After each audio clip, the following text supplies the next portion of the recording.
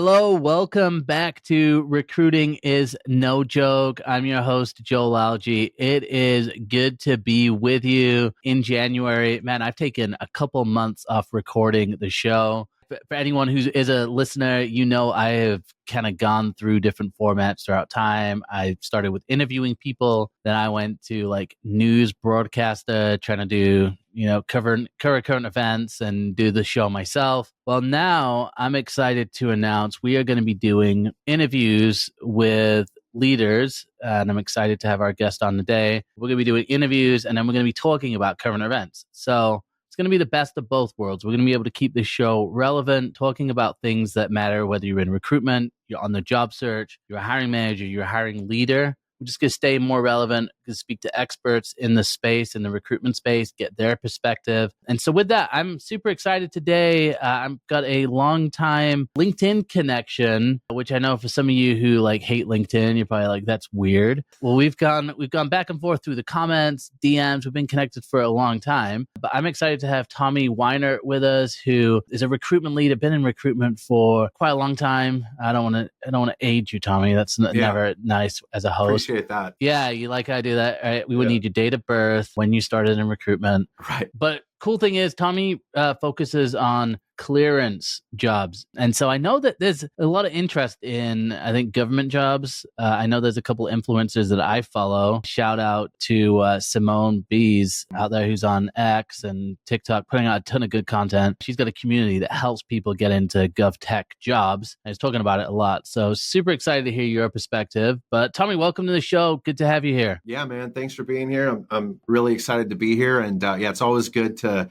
actually converse with LinkedIn connections and get real conversations going. So I'm stoked to be here. I know, man. It's wild. Yeah, we've probably been connected for a couple of years. So good to have you on the show. So clearance jobs, that's what you focus on. Why don't you give us a little insight into what your day looks like, what your agency looks like, who and how you operate with clients as well? Yeah, so we focus primarily in defense tech recruiting, all positions requiring security clearance. It's really interesting because I've been doing it since 2008 and 2010 with the real estate collapse and all that. Yeah. The industry has always gone up and it's very stable. It doesn't mirror what happens, in the private sector as far as, with all these layoffs and everything. Obviously, we feel the effect of that to some extent, but it's an incredibly stable industry that right now we're seeing a ton of innovation in. So we work with a lot of different clients. Most of them are small to mid-sized businesses and primarily hiring, software development, DevSecOps, positions like that. So engineering talent in the highly cleared space. So very small candidate pool,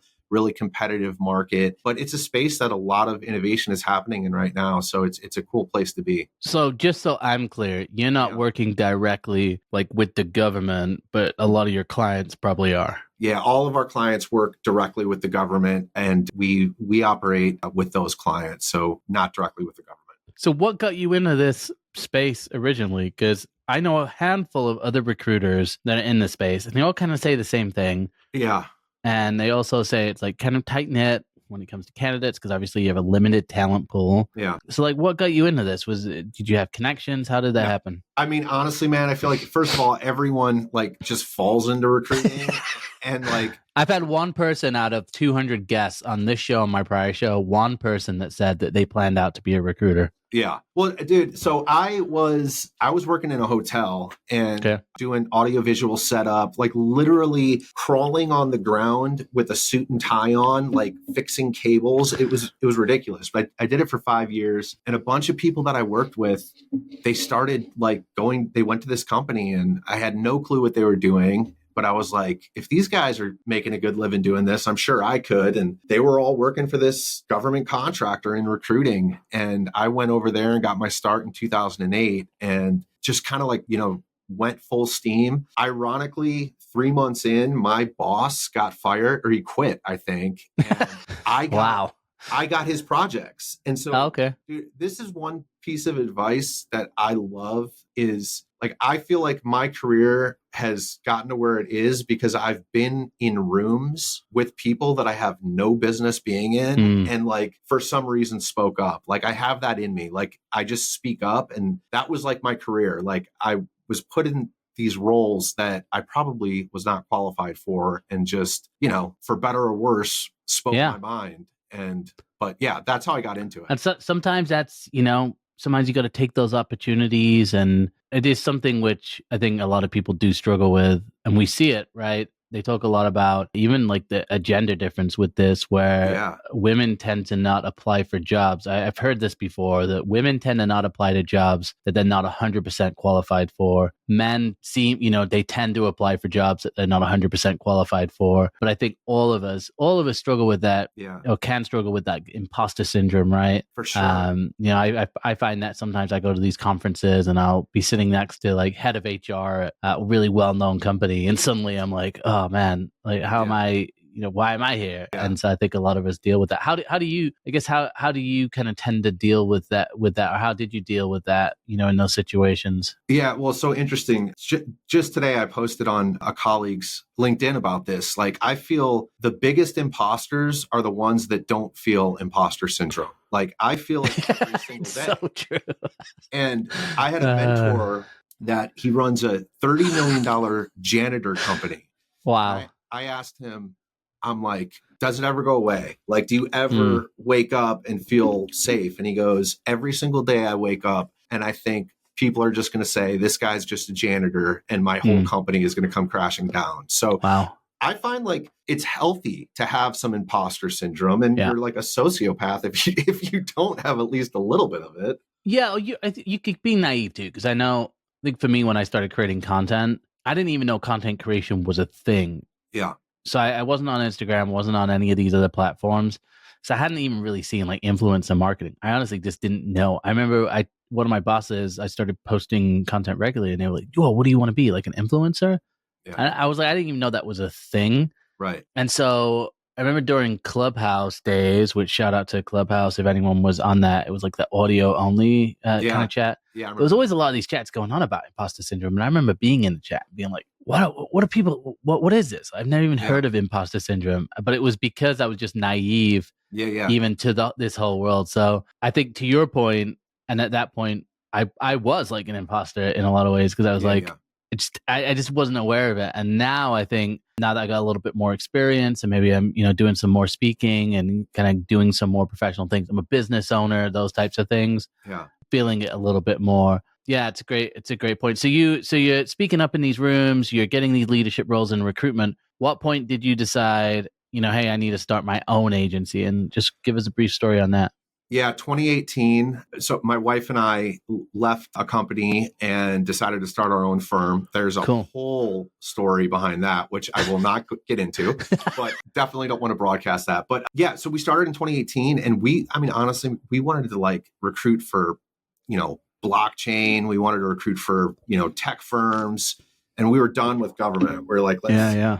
And then literally our network pulled us back in. They were like, you've got the ability in this, you've got the network, so our first clients essentially pulled us back in, and I'm glad they did, because I love the space that we're in.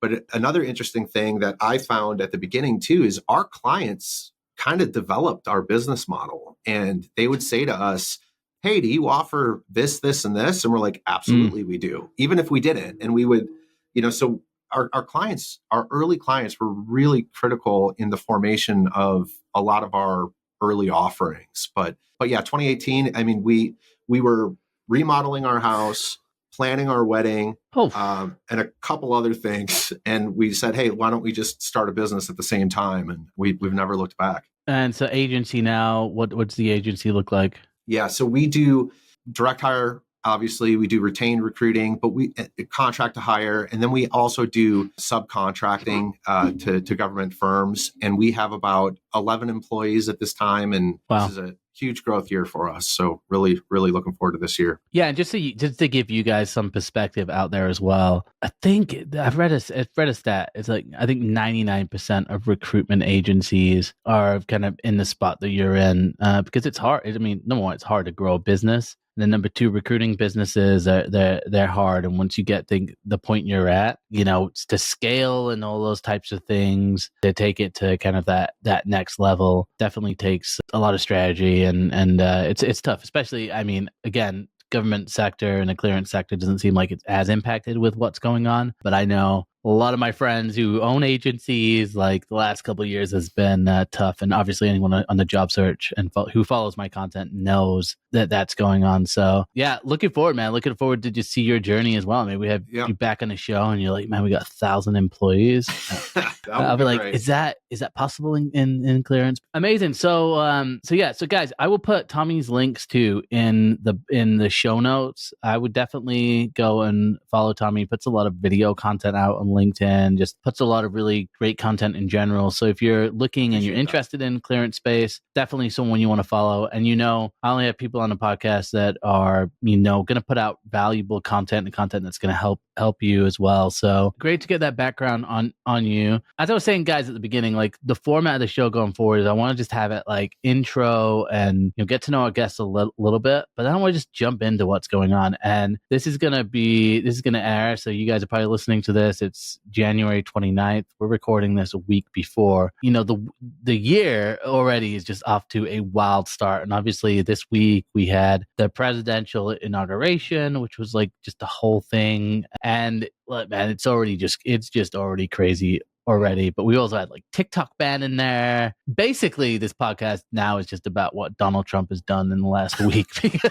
it's like, I don't know how you can focus on anyone else really. Right. Maybe Elon Musk in there for some obvious reason. Maybe Mark Zuckerberg as well. So yeah, right. But why don't we start with this news here, which Tommy brought this one to my attention. Obviously, I knew it was going on, but we're going to talk about this. So I'm going to share my screen. For any of you guys who are out there and you're just listening to it, basically the headline is from NBC News, and this is about it says Trump says he will most likely give TikTok a 90-day extension, which he did. He gave TikTok a 90-day extension. And for any of you guys who didn't know, TikTok was banned, and it was actually for a number of hours down on Sunday. So on that Sunday, it was down for a couple hours, and we were getting messages. So anyone who logged in would get a message, and it would be like, TikTok is down, but we're working with President Trump to come up with a solution. That's literally what the message said. And then it affected anything that was related to TikTok. So that's CapCut, which is an editing software, and Lemonade as well. It's just like all these platforms went down. So my first question for you, Tommy, is like, from your perspective, like, are you active on TikTok? What's your relationship to the social media platform? Yeah, honestly, I'm not. Like, I started to for a minute, and the comment section in TikTok is wild, man, on recruiting related content. So I got roasted a bunch, but I that doesn't bother me. But no, what's the type of content you were putting out there? I was literally, job hunt advice, but in the clearance space, which is different than the other space, the private sector. And I said, talent is really hard to find in this space. And that's what people roasted me on. They're like, what are you talking about? Everyone's unemployed and blah, blah, blah. I was like, so I need to be really careful with my words on here. But no, I'm not really that active, other than being tagged by Barstool Sports for being caught in one of their videos one time, which, oh, wow. Hilariously, one of my employees, I wasn't on it. My employee's like, oh my God, I saw you on TikTok. And I'm like, I'm not on TikTok. And they're like, let me show you this video. And it was one of those like prank videos at a golf course. And I was on it, and it was hilarious. You were getting really pissed off. You were throwing like a beer can at him or something. I was like sitting there laughing. I was like, oh my God, like literally this is all I did. It's like, this is crazy. And it's amazing. Yeah, that's my relationship with TikTok. So from an outside perspective, you see something like this, like what's your reaction to this? Like, if you're not even involved in or using the platform, I guess what were your thoughts when you saw this? Really mixed signals, right? Like, the first thing I think about is I saw someone post like, this has been the biggest layoff in the history of America, considering the creative community. Like, that's that's how I posed it. And I was like, yeah, that's horrible. And then you mentioned CapCut too, but to me, it's like, how crazy is it that one social media site has like a business ecosystem, that there's other businesses that count on this business, which seems dangerous. But the real thing I think about is, if they banned it because of real concerns over national security, right? Like, that's what they're saying, which is relevant to my space. and then they grant a 90-day extension. Is it really a concern of national security? You know what I mean? Like, that's a real big mixed signal on why it's being banned in the first place, because they're not doing anything to fix the data issues in 90 days. So that was my initial reaction, is how can this go from banned to back on overnight without really addressing the concern of why it was banned? So that's really interesting to me. Yeah, look, I've been on TikTok since 2019. So I've been on the platform. I was on it before the whole COVID rush to the platform. I was there. I'm like omnipotent. But I say that because it's like, I've also gone through in 2020, Trump said that he vowed to ban it. Like, it's just out there. He's like, oh, we're going to ban this. It's useless. It's run by the Chinese. So he kind of started the whole thing. And then, so to have him like the savior, just think it's really interesting. And then I also think, and I'd be curious to get your perspective, with these things, like 90% of it's made in China. So I'm just kind of like, in my mind, I'm like, surely even just the fact that these things are made over there is some sort of security issue. And then I just think, like, Facebook sold a bunch of information, or they sold a bunch of ads to China and Russia during the election.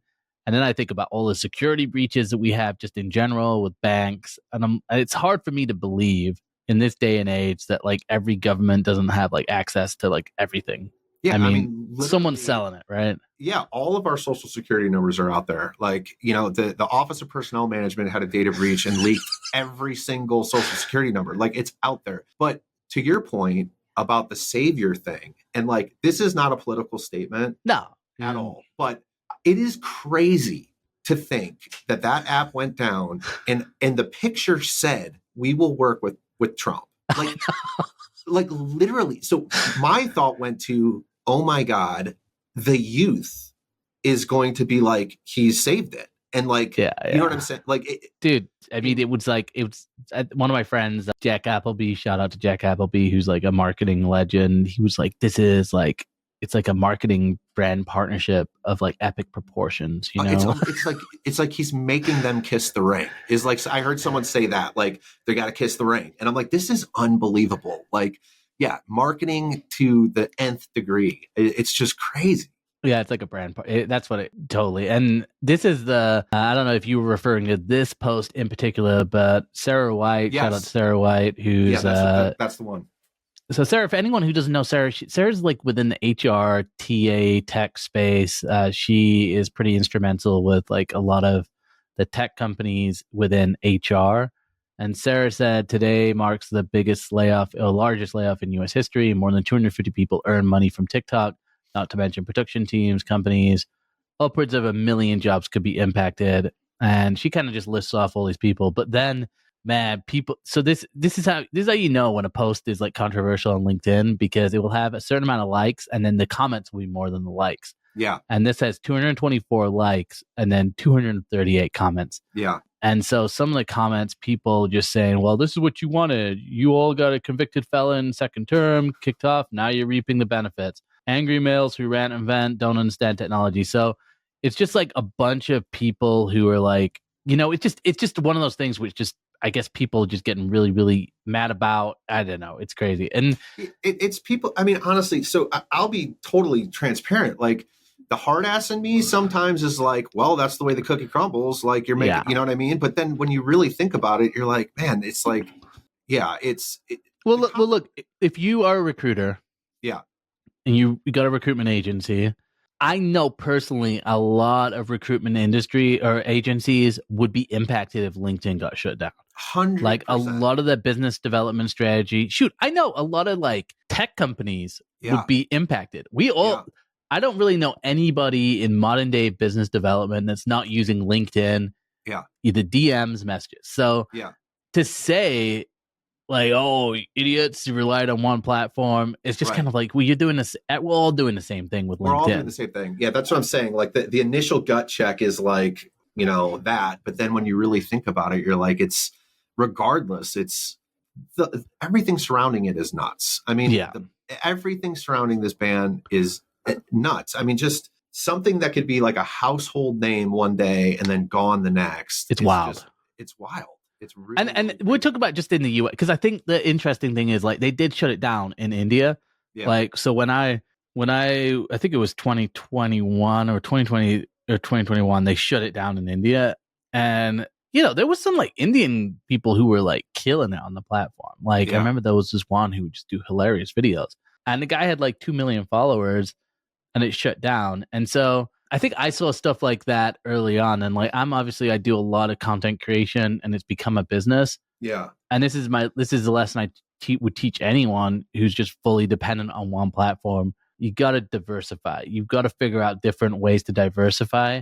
I know people like to use the analogy, well, it's rented land, and as if, and like, you got to have a newsletter now because newsletter is not rented land. Truth is, even if you do have a newsletter, you got to put out good content if you want people in there. And I think a lot of what I made a video to my, TikTok following, and I wasn't like, bye guys. I just was like, look guys, the bright side is if you have learned how to do short form video and you've learned how to build an audience, those are skills which can translate to other platforms. They can translate into business. You have some skills that not everybody has. Like, not everybody could jump on a video and create something that people want to watch. Totally. So I think you got to look at that bright side and then just look at it and go, like, okay, hey, maybe it is a reminder. If your whole business is just TikTok, that's risky. Just like if your whole business was being a LinkedIn influencer, like, it's risky. It's one of the reasons why, I have a recruiting part of my business, because, hey, if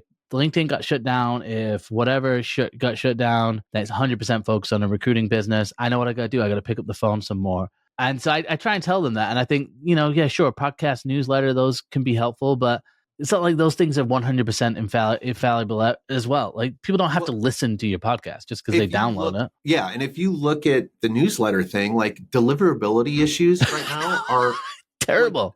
Terrible. So, like, because people would say that. They say, you got the email address, it's the number one thing. And that used to be the case. The point is like everything is changing, right? Like, and also you could be on one platform that demonetizes or says, hey, our creator share is going to be cut to nothing. And so it's always changing, but it's a crazy space for sure. Well, look, guys, if you have opinions on the TikTok ban and things, or, you got any thoughts around this, would love to hear from you. I'm actually going to be restarting my letter in conjunction with this podcast. So if you haven't signed up for the newsletter, you go to www.therealistrecruiter.com, you hit subscribe. Would love to hear from you on this sort of stuff. And I put this in a newsletter so you guys can give comments, but would love to hear from you. Let's take a look at, I thought this news, I'm super interested to get your perspective on this. It's about one of my favorite topics for anyone that follows me. This is all about basically how Trump is, you'll see a theme on today's show, Donald Trump. 4 key things about Trump's RTO. That's right. He's forcing everybody back to the office for federal workers. And I real quick, before I get your take on this, what's hilarious is there's people in my comments on some of my videos around remote work. They're like, Trump's made remote work illegal. And I'm like, no, he hasn't made it illegal for every company. Like, no one, I don't have to go get an office. Right. Federal workers. All right. So Matt, first of all, I didn't know that many people in the government were working remotely. Like, what, you obviously maybe don't work directly with government, but you work with enough in that space. So is this pretty common for government workers to be at home? Like, what are your thoughts on this? It's all post-COVID. I mean, so this is something that we were really worried about during COVID. We're like, how are we going to operate, in our space if everyone has to be in the office? And literally the next day, the government made arrangements for remote work, which was massive, right? And it was 100% fully remote, like, for a lot of there was essential people that obviously had to, be in secure environments still, but yeah, it was 100% remote or hybrid. We see a lot of hybrid. So this is the norm right now, but it's, I just put an article out about it. We've been on borrowed time. Like, we've all known in this space at some point or another, we are going to face some sort of return to office. So, but yeah, this is federal employees a lot of times after COVID have been remote. So this is, I think we all saw it coming, but not so quickly. And it's a little crazy that what a surprise that it's just quickly and crazy. Just the day, boom. Elon Musk has talked so much about RTO within his own organizations.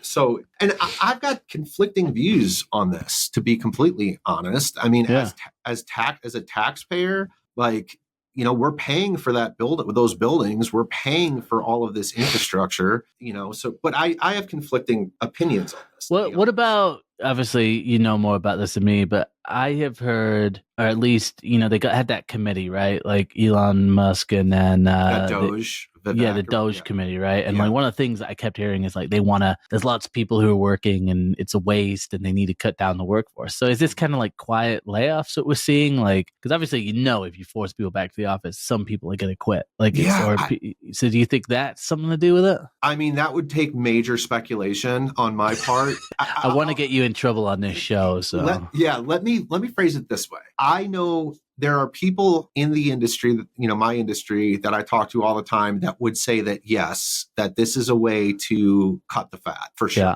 That's what they would say, not me. But yeah, I don't know what's driving it. I mean, I think that they truly believe that you're more productive in an office. And I would have to think that that's what they believe. Like, and maybe some of it is cutting the fat. I mean, they're not hiding that. I mean, they've come out and said, we want to shrink government, right? I mean, that's a battle. Well, they're saying here that 26% of these employees are unionized. And like, they also mentioned earlier that it's like, they're going to get a lot of backlash from unions. And it also says here, so how many federal employees work remotely? Trump White House said that only 6% of employees currently work in person. Whoa, so 94% of that workforce, they're forcing them back. Probably saying they're probably classifying that as 100% on-site or hybrid. You know what I mean? Okay. So that's my guess. But you know, there are things in this. There are accommodations built into this. I don't want to say that like he said back to work or you're gone. You know, they will do this over time. And they did build in some language around something to the effect of when possible, or like, you know, there can be executive decisions made for some people to remain remote. But so there is some language in there. But yeah. Well, it says this. It says, so can the president fire workers who resist the RTO? They might have some broad authority to fire non-union workers for cause, which could include defying the mandate, but federal employees must be given written notice that they're going to be fired at least 30 days in advance. You got to give an explanation, and then you have an opportunity to respond. Maybe like in merit systems they're talking about, so maybe it'll be part of like your like KPI. I don't know how they would really do that. Yeah, I mean, this is going to create havoc. No matter what, it's going to create havoc. Like it's going to make a messy candidate pool. My prediction on this is what's going to happen is everyone's going to be hair on fire for 60 days. Yeah. This stuff is going to be, and it's going to settle a little bit. And there will be a large, you know, contingent of employees that are returning to office. But like you've seen in a lot of these tech companies, there's not going to be space for everyone. So they're going to have to figure a lot of stuff out here. But I'll tell you right now, it's causing people to freak out for sure. Yeah, well, look, and the other thing that is going on right now too is, you know, this cutback on DE&I. And honestly, like, we're in the HR space, we're in the people space. So like, I have friends who are, you know, actively involved in like DEI leadership positions. Yeah. And I just think like, because I saw it was, you know, I'm at the gym, and obviously it's so funny at the gym because it's like CNN, Fox News, and then like sports in the middle. Like, so you're like, can't get away from it. And it's like on one screen, it's like, is this the end of DE&I? And I'm like, oh my God. And then on the other screen, it's, you know, something about Elon Musk. And in the middle, it's just like the Eagles. But I think when I see stuff like that, I'm like, that just like, even just saying that like D&I like is over. It's just like, it's not like, it's like you read that and it's like, well, the whole D&I, diversity, equity, and inclusion, you know, it's just become like a very polarizing movement within itself, where really, you know, I remember when like the D&I, like, you know, we started getting like more education around it in the workplace. And really the whole idea was like, let's get people who aren't the same as you. Let's try and hire maybe people that aren't on LinkedIn, or maybe people who aren't in traditional like hiring strategies that people would gravitate towards. And then when you hire someone, let's make sure we've got a place that they can feel like, hey, I can be myself here, or comfortable. And so like you see that and you're like, man, like this is just like so many you know, it just seems like it's just so fast and so like quick. And it's what, we're 48 hours in, which is just wild. Very emotional topics. And hugely emotional. And like, I want to say, first and foremost, I am not qualified to speak on DE&I or anything. Yeah. And let me tell you why. Like, my industry, because it's so minuscule and because the veteran population is so diverse already, but there's usually, I mean, as ridiculous as this sounds, there's usually not a candidate pool to pick from. You know, you're usually like the first qualified person. Let's grab them. Well, you're looking at security clearances, so 100%, it's like you have you have to have a security clearance. Yeah, and the population is inherently diverse because of, you know, folks that go into service. However, yeah, it's just such an emotional topic, and it is. I think people, you know, you saw so many articles being like DEI hire. Like, anytime there's an accident, they're like, oh, it's a DEI hire, and it's like, man, like, something with such good intentions gets misconstrued, you know, and it's just such an emotional topic, you know. And the one thing that I've learned in my time on Earth here is, like, nuance is everything, and kind of sometimes just sitting back and being like, let's see what happens, you know, let's take a beat and see what happens before reacting is, you know, especially in recruiting and HR, is so important. And look, guys, just so you know, I'm not a DE&I expert either. Just have a lot of friends, and I see headlines like that. I'm like, wow, it's a big headline. Kind of talking about that, though, I want to share this. So this is from a poll. Anyone that follows me on the HR Morning Show knows I love to do a LinkedIn poll. Super scientific. As someone pointed out in one of my comments, they were like, it's just an algorithmic echo chamber. I'm like, whatever. Yeah. 2,000 people responded to this poll. Anyone who isn't out there, this is what the post in the poll says. It says, I've seen a lot of people sharing opinions about politics recently on here, meaning LinkedIn. I've also seen many people saying that LinkedIn is not the place for this. So what do you think? Should LinkedIn be the place to share political views? Which it shouldn't be the place, but you know, I think everybody gets the question, right? Like, should we share political views on LinkedIn? So we got 2,109 votes in 5 hours. So this one's going to be big, but 11% of people said yes. 75% of people said no. And then 15% of people said sometimes comment. It's a lot of people. I'm not going to read through all these comments. You can see them if you're viewing this. So shout out to anyone who's watching this on like YouTube or Spotify video. But, you know, a lot of people were basically just saying, like, you kind of have to at times like talk about politics because it does impact work, right? So like on LinkedIn, which is a work platform, sometimes maybe like, you know, if someone changes a regulation, is that politics? Sure. And if it impacts your industry, you got to talk about it. I think the 75% of people who said no, I think it's when people are like posting maybe their views or what they think about something. Other people were even saying, like, do we need to get more refined on like what political content is? Because sometimes you have, you know, kind of going back to DE&I, sometimes like those types of the things that are covered in DE&I, sometimes those can be, people have the perception that that's politics, right, when maybe it's something like social issues. So I think like people were mentioning that in the post, but the interesting about this is we got about 112 comments. So for me, like when I do a LinkedIn poll, you know, if you see 50 comments, that's kind of a lot. 112 comments is a lot. Yeah. And when these aren't just like, I agree, they're like, you know, people are putting paragraphs in there. So Tommy, I would love to get from your perspective, what's your thought on this? You know, you don't have to say necessarily what you would vote, but like what you don't want to know my voting record? Yeah, I want to know who did you vote for? Yeah, what's this guy think? So I'll just tell you a story, right? Like, I worked for a company once, and the executives came in and they were starting a political action committee and basically gave us the option to like put money from our paycheck into the PAC that they were starting, right? Oh, wow. And I was like, what? Like, I remember in that room feeling like, what the hell? Like, this is awful. I can't believe that, like, this is the company that I work for. You know, talking about LinkedIn and people openly speaking about politics, like, to your point, so much is political that shouldn't be political, right? And that's just the society that we live in. Like, there's issues that, like, if you say, you know, X, Y, and Z, people are like, oh, they think this way politically because that issue has been associated with the side, which is really a shame. And like, nuance is gone. Political discussions are incredibly nuanced. And to get that in a LinkedIn post, you don't have the context. No. I even say with, like, even when you're talking to your friends, sometimes you could, if you don't have the opportunity to provide context to your beliefs, people just take you at face value and say, you know, this is the way this guy is. So I do not think you should be talking about religion, politics, anything like that on LinkedIn. That's my personal belief. I think for job seekers, honestly, younger generations have gotten way too comfortable sharing.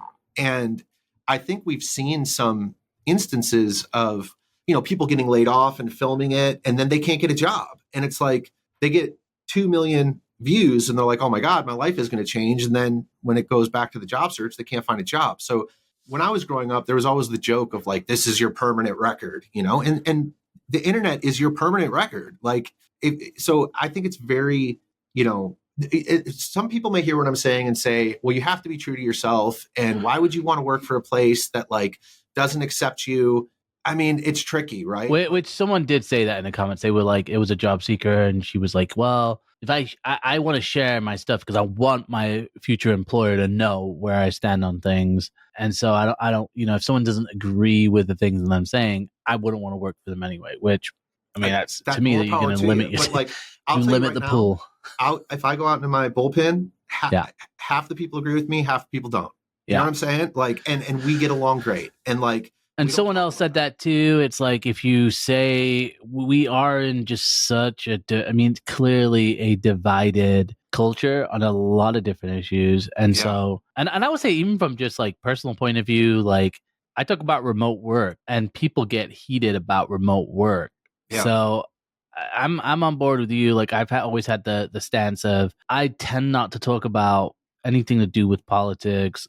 I tend not to talk about religion. I mean, I'll share about my faith once in a while. Yeah. And people who know me, like, kind of know where I stand. But I just think online, like you said, man, it's so hard. Like, I've told jokes online and people don't understand that I'm joking. And totally. It's because, it's like, I think about like if I'm texting my wife, it's like I might be sarcastic in the text and she doesn't get the sarcasm. Yeah. You do that to the public. It's like, you have people who don't even speak English as their first language that aren't going to understand sarcasm and things like that. So I think to your point, like, 75% of people said no. And there's probably a reason for that. And also I did a poll earlier in the week, which was about just personal content in general. And it was like 65% of people were like, yeah, I don't want personal content on LinkedIn. 35% of people were like, oh, I'm fine with it. But that one has changed over time. Like when I first used to do those polls, it'd be like 80% of people no. And then 20% of people say yes. So that's kind of shifting a little bit. Yeah. On LinkedIn, like if you, back in the day, if you put something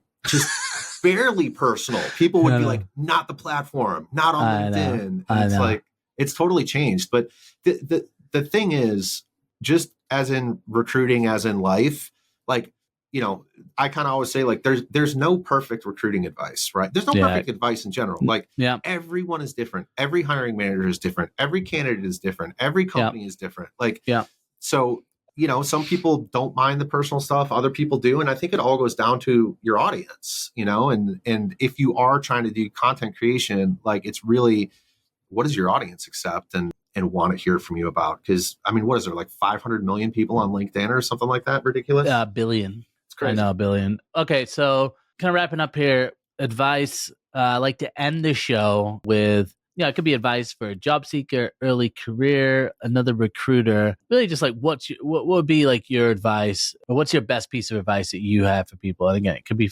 really to anyone. Yeah. I mean, I'll say from like my experience, and this is for job seekers, my experience, and this is really like when I see people like that have applied to like 2,000 jobs, and I'm like, how have you applied to 2,000 jobs? Like, is that easy apply? My advice based on experience would be, for people that are in the job hunt right now, it's a tough time. We've been through this in the past. Like, it will get better. Yeah. But I don't want to sound like a jerk, but like, looking for a job is a full-time job, and easy apply is a really dangerous trap. I would say for people that are ultimately interested in a certain career at a certain place, put a lot of strategy in your communication and outreach to those companies and go beyond clicking the apply button. And the last thing I'll say is, I think a lot of people don't realize with easy apply on LinkedIn, they'll see 2,000 people have applied to this job. It's like, no, they haven't. 2,000 people hit the button.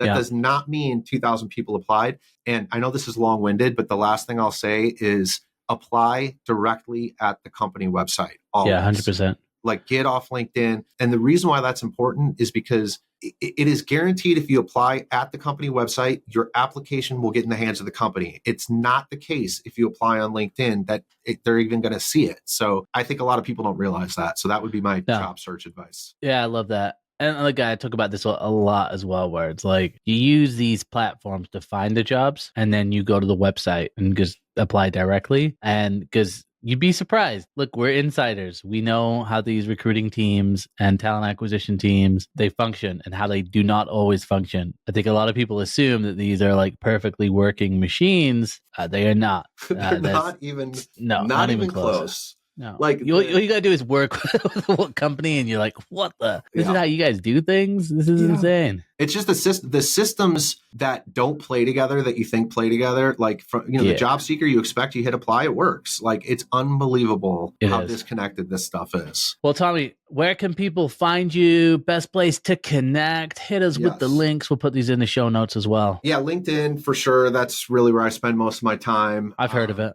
Yeah, that little known place called LinkedIn. That's really it for me. I've got a bunch of personal stuff on other things. I'm sure that recruiters can find that. But LinkedIn, and then my company website's mountindy.com. All right, mountindy.com. So if you're interested in clearance jobs, maybe you've got clearance and you're looking for a new job, go check out mountindy.com. Go connect with Tommy as well on LinkedIn. Let him know that you heard us on the podcast. And guys, if you made it to the end of the show, huge shout out to you. You are a hardcore listener, and I appreciate that. As always, if you want to get a hold of me, go to www.therealistrecruiter.com. You got all my socials linked onto there, even TikTok, because it's still alive. So for now, but don't need to say for now.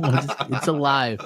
But yeah, guys, and if you are out there, you want to connect with me, go there. You got all my socials, and we will be back next week with another guest. If you're interested in being a guest as well, just go to the website and apply. And I appreciate all of you. Tommy, thanks again. Great conversation, man. Excited to kick off the new season with this episode as well. So thanks for showing up. Dude, thanks for having me. I'm gonna do that too. Take a little picture there. There we go. Social media, I'm all about that.